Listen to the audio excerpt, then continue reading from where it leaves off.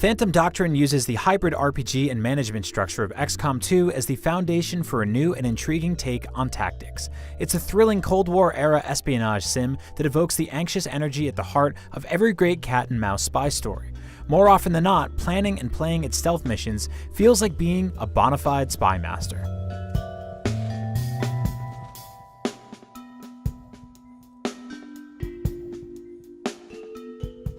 Phantom Doctrine cultivates a strong 1980s spy vibe as you control a team of spies working for a poorly explained spy group trying to thwart the efforts of an equally vague rival covert agency.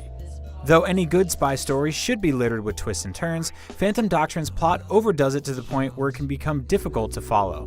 By the time you've rounded the first major plot twist, you may have forgotten what makes you good and what makes them bad. It is merely an excuse to carry on the chase.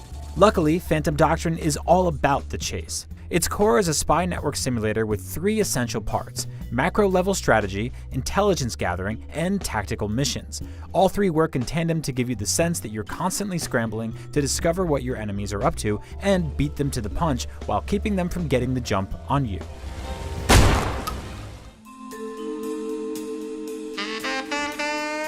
It starts in your base, where you dispatch agents to check out suspicious activity and track down enemy agents.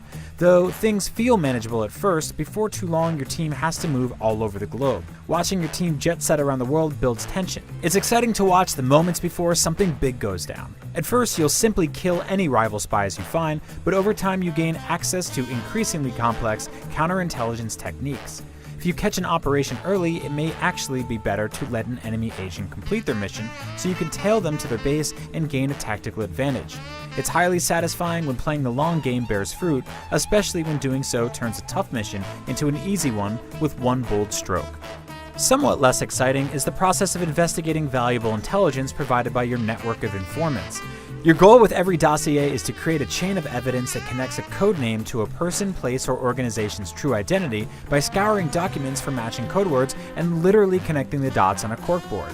Though it helps sell the espionage vibe, the documents do not link well to the story, and the process often feels like busy work.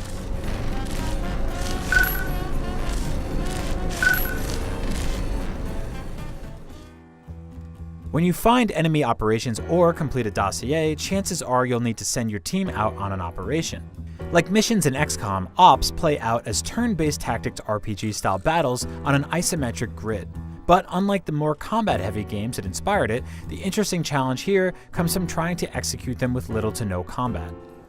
Instead of gunfight after gunfight, missions play out like elaborately choreographed dances. Your agents must time their actions to the routine of guards and civilians to move discreetly through a map, accomplish their goals, and get away quietly. The arc makes every op feel like a mission rather than a level, and plays into the spy fantasy. Covering all the angles and getting away clean evokes that nervous excitement of getting something over on someone, even when it's just the computer you're outsmarting.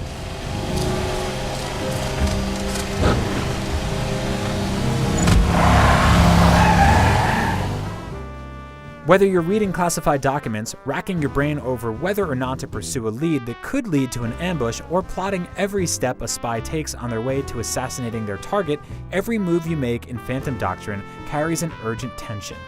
Though the campaign can feel drawn out at times thanks to a less than stellar story and too much paper-pushing busy work, executing covert missions and putting all the pieces together feels like being a master spy.